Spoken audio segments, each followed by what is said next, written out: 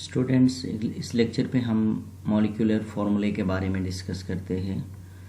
Molecular formula क्या है? किसी भी कंपाउंड के अंदर पाए जाने वाले जो एलिमेंट होते हैं और उन एलिमेंट के बीच में जो एक्चुअल नंबर ऑफ रेशो को हमें बताए, तो ऐसे केमिकल फार्मूले को हम मॉलिक्यूलर फार्मूला कहा जाता है। जैसे कि मैंने आपके सामने लिखा कि the chemical formula that gives the actual whole number ratio of atoms of each element present in a compound is called molecular formula.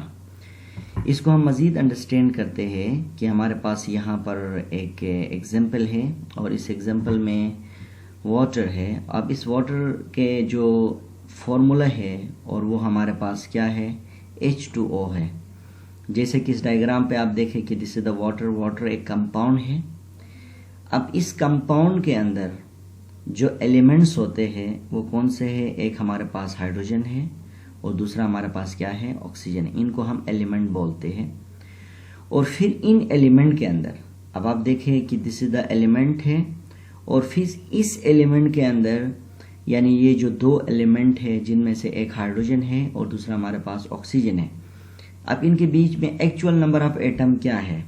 इनका एक्चुअल होल नंबर रेशो क्या है? तो जैसे कि वाटर है जिसका फार्मूला मैंने डायग्राम पे भी यहाँ पर शो किया हूँ और वाटर का फार्मूला H2O है। यहाँ पर हमारे पास हाइड्रोजन हमारे पास 2 है और ऑक्सीजन हमारे पास क्या है? 1 है। तो इसी तरह से इन दोनों के बीच में क्या हो गया, यानी जो रेशो हो गया वो हमारे पास क्या है? 2:1 हो गया। जैसे कि 2 हमारे पास हाइड्रोजन है और एक हमारे पास क्या है? ऑक्सीजन है।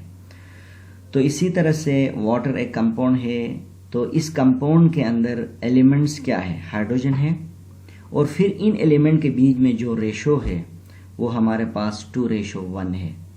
तो वाटर के एक मॉलिक्यूल के अंदर 2 हाइड्रोजन है और एक हमारे पास ऑक्सीजन है और इनके बीच में जो रेशो है वो हमारे पास 2:1 है।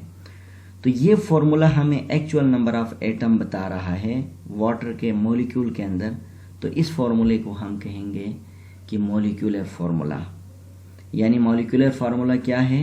किसी भी कंपाउंड के अंदर पाए जाने वाले एलिमेंट के बीच में जो एक्चुअल नंबर ऑफ एटम की तादाद बताए, उनका रेशो बताए, तो उसको मॉलिक्यूलर फार्मूला कहा जाता है। दूसरे एग्जाम्पल हमारे पास ये है कि H2O2 है, जैसे कि आपके सामने यहाँ पर मैंने मेंशन किया हूँ। अब इसको हम हाइड्रोजन परऑक्साइड कहते हैं। अब आप देखें इसके अंदर हमारे पास क्या है? 2 रेशो हमारे पास क्या है? 2 है। और जैसे कि ये रिएजेंट बोतल है, ये हाइड्रोजन परऑक्साइड का जिसके अंदर हाइड्रोजन परऑक्साइड है और इसका ये हमारे पास क्या है? मॉलिक्यूलर फार्मूला है। अब इनके बीच में जो रेशो है वो हमारे पास क्या है? 2:2 है। तो इसी तरह से हाइड्रोजन परऑक्साइड के अंदर हाइड्रोजन के 2 एटम्स है और ऑक्सीजन के 2 एटम है। तो इसी तरह से हाइड्रोजन परऑक्साइड के अंदर जो एक्चुअल नंबर ऑफ जो एटम है वो हमारे पास 2 हाइड्रोजन के एटम है और 2 हमारे पास क्या है? ऑक्सीजन के एटम है। तो इसी तरह से हम ये कह सकते हैं कि H2O2 is the molecular formula of the hydrogen peroxide. क्योंकि मॉलिक्यूलर फार्मूला हमें किसी भी कंपाउंड के अंदर पाए जाने वाले एलिमेंट के जो एटम्स होते हैं उनके एक्चुअल नंबर ऑफ एटम के बारे में हमें बताता है। अगर हम इसी फॉर्मूले को थोड़ा सा सिंप्लीफाई करें तो ये हमारे पास बन जाएगा 1:1 बन जाएगा। तो इसके बाद ये फॉर्मूला मॉलिक्यूलर नहीं बन जाएगा बल्कि ये हमारे पास क्या होगा? Empirical formula of the hydrogen peroxide कहलाएगा। जैसे कि मैंने पिछले वीडियो के अंदर मैंने डिस्कस किया था और आप लोगों ने समझा कि एम्पेरिकल फार्मूला क्या है। तो इसी तरह से अगर हम इसको मज़ीद सिंप्लीफाई करेंगे तो ये हमारे पास क्या होगा? Empirical formula of the hydrogen peroxide. तो इसके बारे में प्रीवियस वीडियो पे बात हो चुकी थी। अच्छा, इसके बाद जो दूसरे एग्जांपल है हमारे पास क्या है? ये बेंजीन है और बेंजीन ये हमारे पास एक राउंड बॉटम फ्लास्क है, इसके अंदर बेंजीन रखा है। बेंजीन एक ऑर्गेनिक कंपाउंड है।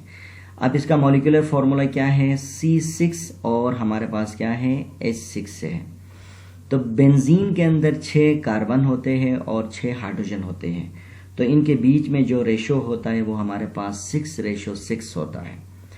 तो इसी तरह से अब ये जो C6H6 यानी जिसके अंदर बेंजीन में 6 हाइड्रोजन है और 6 कार्बन है, अब ये जो मॉलिक्यूलर फॉर्मूला इंडिकेट करता है कि actual number of atom and types of atom, कितने एटम है और कितने टाइप से है और उनकी तादाद क्या है, इनका रेशो क्या है।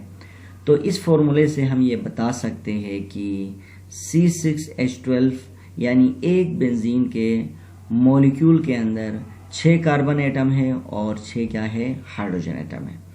तो इसी तरह से इन मिसालों के ज़रिए से हमने ये अंडरस्टैंड किया what is the molecular formula, और इससे पिछले वीडियो में हमने ये डिस्कस की थी कि एम्पिरिकल फार्मूला क्या है।